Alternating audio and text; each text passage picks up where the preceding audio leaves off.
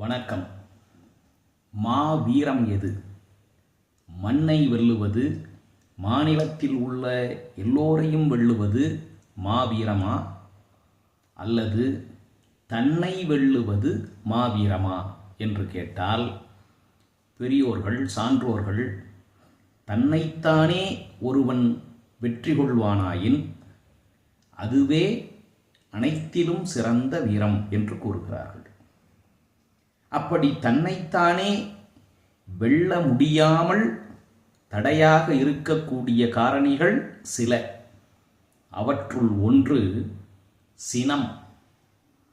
அந்த சினம் என்பது கட்டுக்குள் இருக்கின்ற வரையில் பரவாயில்லை.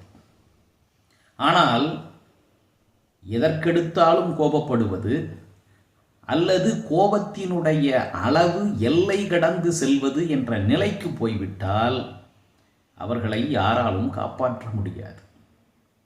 அதனால்தான் வள்ளுவர் சினத்திற்கு அழகான ஒரு பெயரை கூறுகின்றார். அழகான என்று சொல்லுவது கூட பிழை. எச்சரிக்கையாக ஆபத்தினை உணர்த்தக்கூடிய வகையில் ஒரு பெயரை சொல்லுகிறார். சேர்ந்தாரை கொள்ளி. யாரிடம் சென்று சினம் சேருகிறதோ அவர்களை கொன்றுவிடும் தன்மை உடையது சினம். அல்லது சினத்தை யார் தம்மோடு சேர்த்து கொள்கிறார்களோ அவர்களை அழித்து விடும் தன்மை உடையது சினம். சரி, நெருப்பு என்பது யார் அதை வைத்து கொண்டார்களோ அவர்களை அழித்துவிடும். சினம் அப்படி அல்ல. வைத்து கொண்டவரை மட்டும் அழிக்காது, அவருக்கு துணையாக அவரை காப்பாற்றலாம் என்றோ அல்லது பாதுகாக்கலாம் என்றோ வரக்கூடிய சுற்றத்தையும் நட்பையும் சேர்த்து அழித்துவிடும். யாரெல்லாம் அவர்களுக்கு இனமாக இருக்கிறார்களோ அவர்கள் அனைவரையும் அழிக்கும் தன்மை உடையது சினம். நாம் பல இடங்களில் படித்திருப்போம் பரம்பரை பகை என்று. யாரோ ஒருவர் இன்னொருவர் மீது கொண்ட கடுஞ்சினம் பழிவாங்கும் உணர்ச்சியாக தலைமுறை தலைமுறையாக பரம்பரையாக கடத்தப்பட்டு இருவர் குலத்தையும் அடியோடு நாசம் செய்யும். கடலிலே செல்லுகின்ற ஒருவன் படகு உடைந்து நடுக்கடலில் விழுந்து தத்தளித்துக் கொண்டிருக்கிறான்.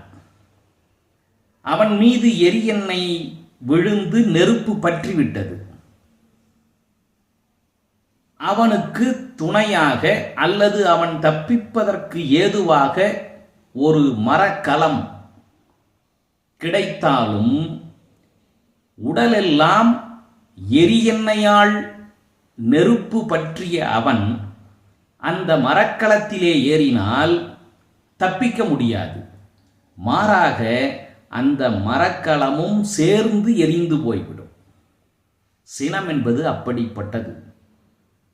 அது யாரை சேருகிறதோ அவர்களை உறுதியாக அழித்துவிடும்.